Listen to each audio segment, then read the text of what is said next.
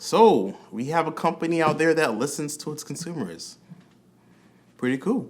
What's good, everybody? It's your boy Everton, and in my ears are the Soul Republic Amps Air 2. And actually, going to take these out of my ear. Actually, do a really good job at noise isolation, but that's not good for talking on camera when you hear yourself sounding all muffled. So I want to talk about this guy today, but before I do that, I want to give a little bit of history about my history with the company. So about a year ago, I bought the first version of these and I hated them. And I did a review on them and I told people not to buy them. I thought the sound was straight garbage. There were some good aspects as well too, but my overall feeling for this device was that it wasn't good. And now we have Soul Republic that came out and they said, hey, send me an email.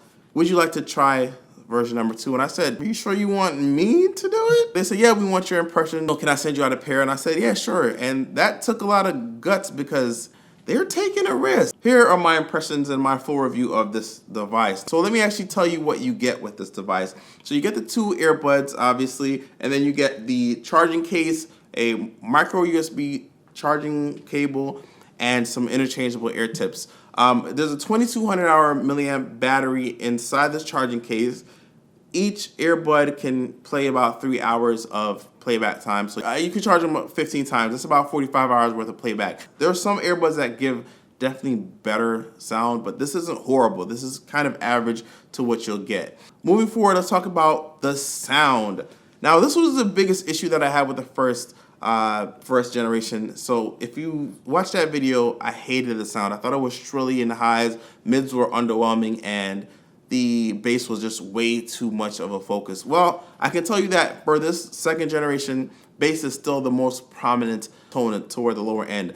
But highs are more controlled now, and mids are not underwhelming. They definitely have a presence there. You can definitely hear the vocal ability of your favorite artist. But the signature theme here is that you're gonna get warmth in every song that you have. That's just the signature. So no matter, you can listen to some classical music, it's just gonna sound a little bit more warmth than it naturally would.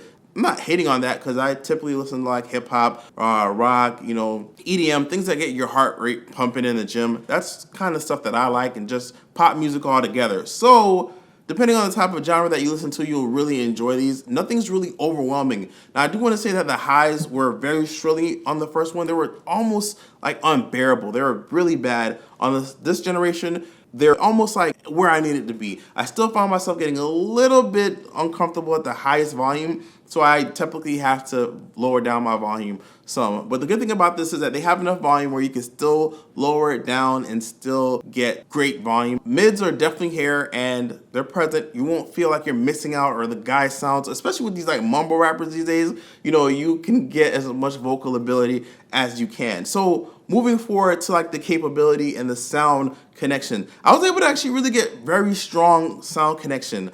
And that's something that I've always applauded Soul Republic for being one of the stronger companies. The point of wireless earbuds are that you're able to leave your sound source, whether that be whatever it is, more likely your phone, at a point in place and be able to be mobile. And you can do that with this. You can get pretty strong connection out in the gym. You're definitely going to want to have your sound source with you if you're taking a jog. Not a lot of body interference. In fact, I don't remember any chipping out for the entire week that I've had this.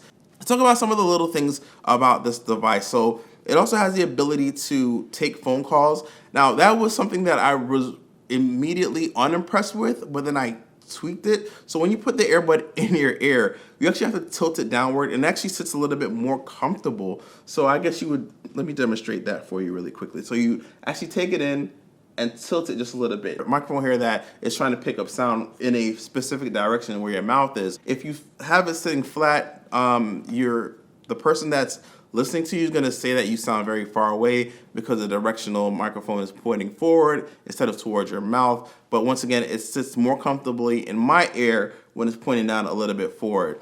As far as comfortability, I guess is a word, or the comfort itself, it's actually pretty comfortable. I didn't have any ear fatigue. There's definitely a lot of thought that went into this device. Definitely you can shake it and see the battery percentage that's left on here.